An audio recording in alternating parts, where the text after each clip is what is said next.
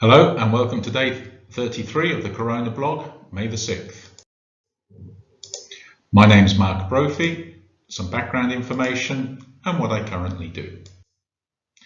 Interviews around the world, continuing our series of different countries and seeing what's happening. Today we're looking at France. We're going to look at the current situation and the help to business and families. France. Similar number of deaths to the UK, Spain and Italy. So France is very similar to these other countries, just a little behind, which is good for them. Okay. President Macron, as we know, over the past 1 or 2 years, has had lots of problems with protests inside the country, but with coronavirus, his popularity has increased slightly and it's now over 50%. On April the 13th, he gave a speech extending the lockdown to May the 11th. So we're going to interview somebody currently based in France. We're going to ask the name and occupation, whereabouts, and talk about financial assistance to the companies, self-employed people, families, and what they would like to do when everything's over. Good afternoon, and here we are today on day 34, and we're speaking to somebody in a basement, so let's find out who it is. Good afternoon, can you tell us your name and where you are? Hello, Mark. Hello, everyone. My name is Natasha Costello. I am a self-employed teacher. I teach legal English and English law, and I do that in Paris, in France. Okay, so we're speaking to someone in a Parisian location, but looking very nice in Paris there. So, Paris, France, the situation is quite similar in terms of development of the lockdown, the development of the disease to Italy. Let's have a look and find out what the government is actually doing in France. So, could we start with the companies? What is the French government doing to support French companies? Well, Mark, I wanted to say it's been very interesting listening to all the interviews from around the world. And I think that France is doing a lot to help companies. There's a lot of support, and what I've seen is that support has been modified and extended as the crisis has continued and continues to be so, actually. So for companies, some practical things for companies are that firstly, they can defer their tax and social contribution payments. So they can do that without having any penalties for late payment. So that's the first thing. And another practical thing is that they can apply for a special loan from the bank, a loan that will be backed by a state guarantee. So there's a couple of practical things for companies. When Macron made his first speech putting the country into lockdown, one thing he said is that he didn't want people to lose their jobs. This was a very important point. And so there is a scheme in France, it's called Activité Partielle. And I think this scheme is very similar to the one described by your interviewee in Germany, and very similar to the furlough scheme in the UK. And the idea is that where a company has to close its business or has to reduce its activity, then instead of making employees redundant, the company will continue to pay those employees. And in France, then they will continue to pay them at 70% of their gross salary. And the company will then be reimbursed by the state. So the state will reimburse that money that the company is paying to the employees. So the employees get 70% of their gross salary.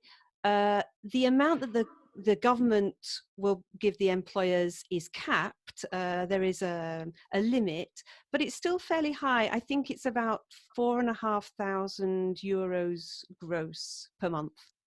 Okay, so it's So, very good. so it's a good scheme. Oh, and in fact, this morning I saw a headline in the French newspaper that said they think about 10 million employees are currently part of this scheme at the moment. So that's a lot. 10 million is, in a country of 65, 66 million people, Yeah. it's a lot. I mean, they're Okay. thinking it's about, 1 in 2, perhaps, Okay. even. Yeah. And for self-employed people, are self-employed people receiving any assistance from the government in any way? Yes. So also, again, Macron's very keen to help self-employed people, freelancers. And there is something called a solidarity fund. This is financed by the government, but also by big businesses and some of the big insurance companies. And this scheme is for small businesses. So we're talking about businesses of less than 10 employees, less than €1 million turnover. And for self-employed people, freelancers as well. With this fund, where a small business has had to close because of a government order, so for example, the restaurants, etc., and cafes have had to close, or if you've suffered a big loss in income, so if you can show that your income is 50% less in March or April this year compared to March or April 2019, then you can have a one-off payment of up to €1,500. Okay. And this is something that should come through quite quickly. It's quite a simple thing. You make a declaration, you should be able to get the money quickly. So this is something that has been set up. And there's also an additional possible payment of up to €5,000 for small businesses which are in particular difficulties. That would be assessed on a case-by-case basis. But the €1,500 is for everyone who can satisfy those conditions. And have people received that money yet? So I don't know personally, but what I do know is that the system is supposed to be set up so that people can receive that money, because the idea is that people will then have at least this small income to keep them going. Good. Okay. And lastly, for families, have families received any assistance?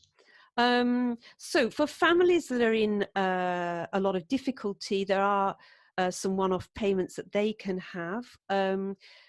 Something I wanted to mention that's just been announced this week is that for students and young people who are in particular difficulty, the government has announced a one-off payment of €200 to be paid in June. So, for example, students who are away from home and they've perhaps lost their student job or lost their internship. But also, I did want to mention that apart from government help, there are a lot of local community initiatives as well. So food banks, people making masks, things like that. And also one of the universities where I work, for example, Nanterre University, they have been supplying food to students, and they have also got some computers. They have been lending computers to students so that they can continue to follow their studies online until the end of term. Good. Okay. So a wide range of measures. Yeah, very much so. And just to finish with a personal question, what are you looking forward to doing most when the lockdown ends in Paris, in France? Well, the lockdown is, well, not supposed to end, but there is supposed to be some lifting of restrictions next Monday. So we're all looking forward to that. I think I'm, like everyone, I'm looking forward to having some human interaction. Apart with people apart from my husband and children. So yeah, I'm looking forward to seeing my friends again. I'm also looking forward to some of the local shops reopening, and particularly the hairdressers, I think. Okay, thanks very much, Natasha, and good luck with the coming weeks in Paris, and hopefully you'll get back to the Parisian shops. Thank you. Thank you. Thanks, Mark. So her name is Natasha, working as an English teacher to legal professionals in Paris. Companies are allowed to defer tax and social security payments with incurring no extra cost, and similar to many other countries, they're allowing employees to stay at home and receive 70% of their income, called the furlough scheme in English. 70%. Slight difference is the company pays the employee and then the company asks for the credit back from the state. Self-employed people and smaller companies, depending on the context, can receive up to 1,500 as a one-off payment, and also small companies can have up to 5,000 in assistance from the government. Families, there's not specifically so much being help offered, but there are many small little things such as €200 for students, and some families with very low income are being allowed to receive computers and other basic necessities in this period.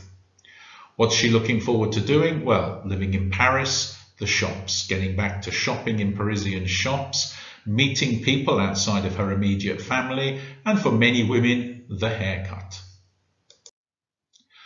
Quick look at Paris, France. So we have a population of 67 million, and the total deaths as of yesterday were 23,531. Here we can see the daily new deaths. We can see a curve which has definitely been flattened with one or two peaks and is now going down.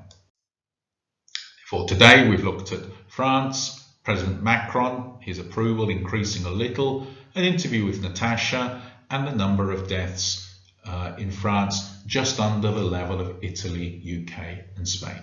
Thank you very much. See you tomorrow.